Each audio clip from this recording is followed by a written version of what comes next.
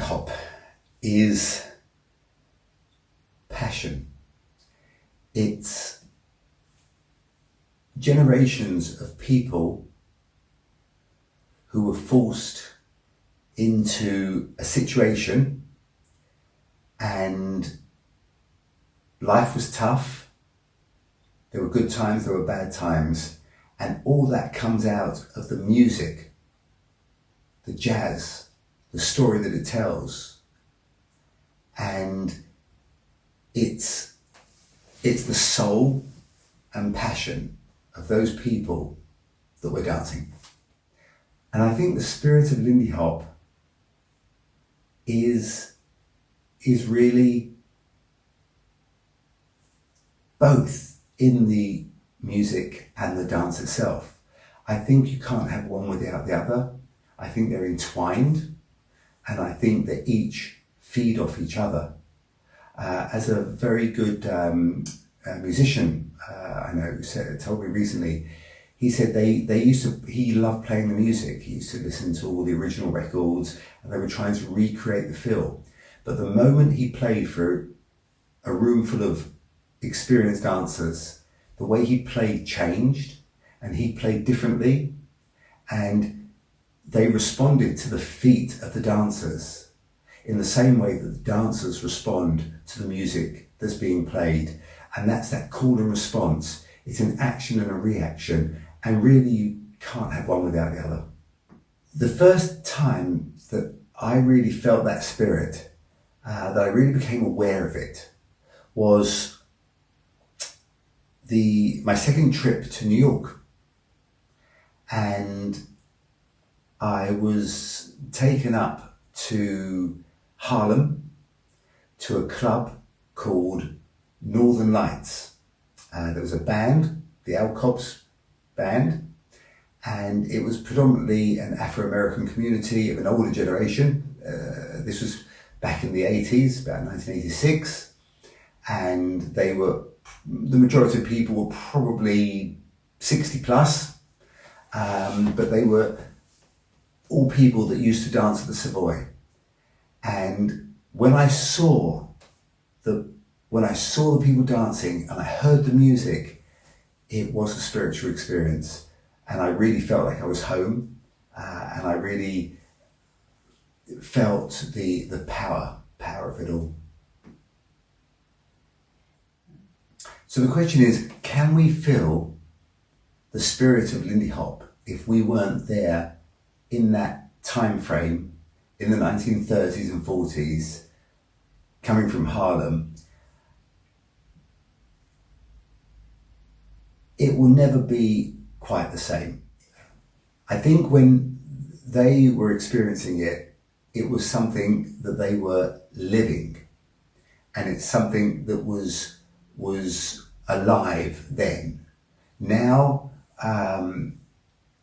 in one sense, we're looking back on it and trying to recreate that spirit. However, having said that, myself, I grew up knowing nothing of that. So when I discovered it, it was discovering it for the first time. And it wasn't given to me on a plate as such. You had to go and find it, and you had to dig a little bit. I also, during the 80s, I used to go to a club called the WAG Club in London. And there it was, we used to arrive, actually I used to go to the Two Eyes. It was on a Monday night. I used to go to the Two Eyes, which was a rock and roll club. They would play rock and roll, a little bit of swing music. I'd go dancing, partner dancing. And then that finished about midnight, and I'd go up to the WAG Club, which was in just off Leicester Square, just near Chinatown. And we would go to this club until about 3 a.m, and I would dance. But it was solo dance, and it was predominantly male, and the spirit in that room, although it wasn't my form of dance per se, I just enjoyed the spirit, and I always felt the atmosphere there was probably the closest I'm ever going to get to what it was like in Harlem in the 1930s. I believe that the spirit of Lindy Hop is as, if not more important than just technique. Just technique on its own is cold and clinical, although very important. You can be a fantastic technical dancer, and we all want technique, we all want to improve our technique, but not at sacrifice to spirit. So to me, it's the story, it's the passion, it's the feeling of the dance. If I see people dancing, let's say really badly, but they're having fun and they've got passion, then that's sort of important, and that's sort of really what the dance is about. The technique for me is a bonus. Yes, we all strive for better technique, but it's not the be all and end all. To keep true to Lindy Hop, I believe it's important to understand its history and its roots and where it comes from.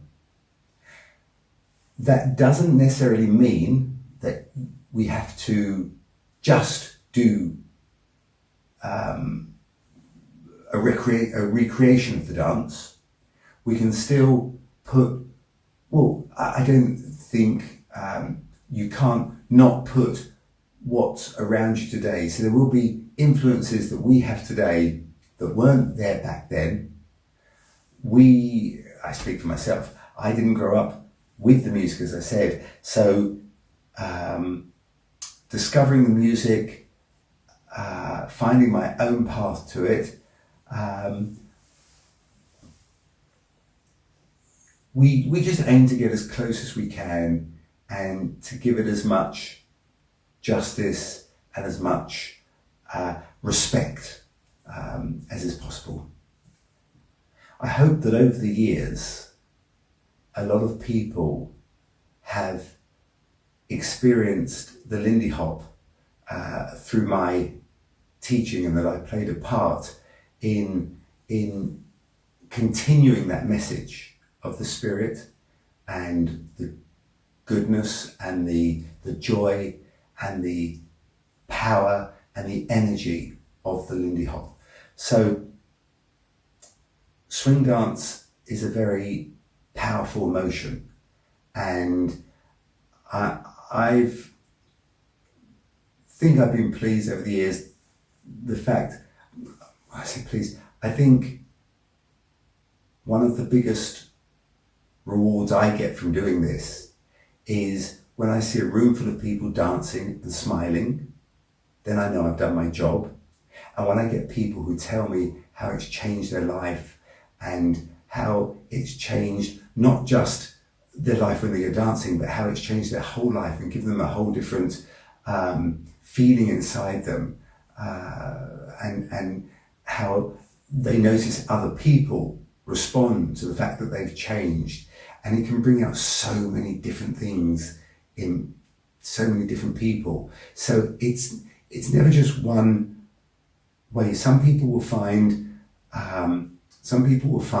joy, some people will find pride, some people will find stress relief, some people will find expression. There's many different ways and many different things you get from this dance, and that's because it is part of life, and it tells a story, and it has happy and sad. There's blues and there's joy and there's swing and there's emotion, and it's all wrapped up together in one big parcel.